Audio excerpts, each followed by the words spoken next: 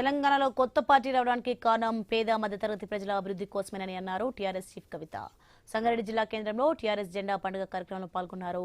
30 ఏళ్లుగా రాజ్యమెళ్తున్న 3 పార్టీలు కనీస విద్యను అందించడంలో విఫలమయ్యారని తెలిపారు. వచ్చే ఎన్నికల్లో తమ ప్రభుత్వం వచ్చాక ఉచిత విద్యా వైద్యం తమ హక్కు అని తెలిపారు. మాట తప్పితే తెల్లాపూర్ శాసనం దగ్గరే కట్టేసి రాళ్లతో కొట్టండని పేర్కొన్నారు.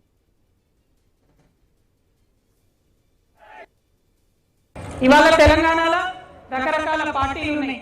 బీజేపీ ఉంది, కాంగ్రెస్ ఉంది, భారత రాష్ట్ర సమితి ఉన్నది. మరి ఇంకో కొత్త పార్టీ ఏమవసరమని మీరు వెళ్ళినప్పుడు ప్రజలు మిమ్మల్ని అడుగుతారు. అడిగినప్పుడు మీరు ఒకటే చెప్పండి, ఎన్ని పార్టీలు ఉన్నా కూడా ఇవాళ ఎవరినన్నా పిల్లల్ని చదివించుకుందామంటే, ప్రైవేట్ స్కూల్కి పోదామంటే ఫీజులు కట్టలేని పరిస్థితిలో పేద మధ్యతరగతి వాళ్ళు ఉన్నారు. సర్కార్ స్కూల్కి పోదామంటే స్కూల్ ఉంటే టీచర్ ఉండదు, టీచర్ ఉండే బల్పం ఉండదు అన్నటువంటి పరిస్థితి సర్కార్ స్కూళ్ళలో ఉన్నది. మరి ఎట్లా చదివించుకోవాలి పేదవాళ్ళు పిల్లల్ని? 3 పార్టీలు ఉన్నాయి, కరెక్టే. 30 ఏళ్ల నుంచి రాజ్యం వెళ్తున్నారు, కరెక్టే. కానీ పిల్లలు చదువుకోవాలంటే అవకాశం ఇవ్వనటువంటి పార్టీలు ఉండి ఏక లేవేందుకు?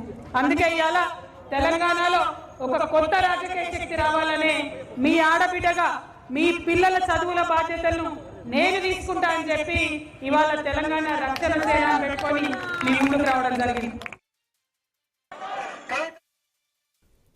ఇక ప్రాంతీయ పార్టీ ద్వారానే అభివృద్ధి సాధ్యమన్నారు కవిత. టీఆర్ఎస్ పార్టీని మీ ఇంటి పార్టీగా ఆదరించండి అని తెలిపారు.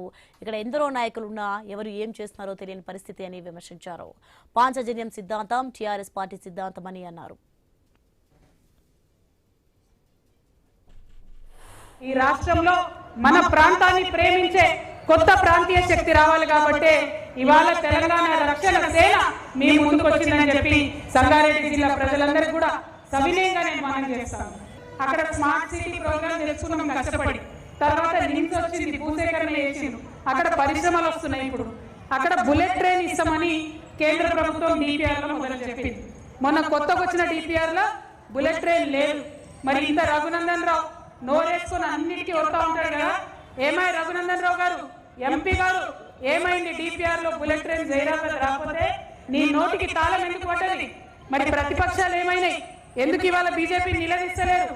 మ్యాచ్ ఫిక్సింగ్ రాజకీయాలతోని మన ప్రాంతానికి నష్టం జరుగుతుంటే చూస్తూ ఊరుకుంటే వేరే ఎవరన్నా ఊరుకుంటారు, కానీ మేము మాత్రం ఊరుకోము. టీఆర్ఎస్ పార్టీ ఆధ్వర్యంలో ఖచ్చితంగా జహీరాబాద్ లో బుల్లెట్ ట్రైన్ వచ్చేదాకా కూడా నిలదీస్తూనే ఉంటాం, కొట్లాడుతూనే ఉంటాం.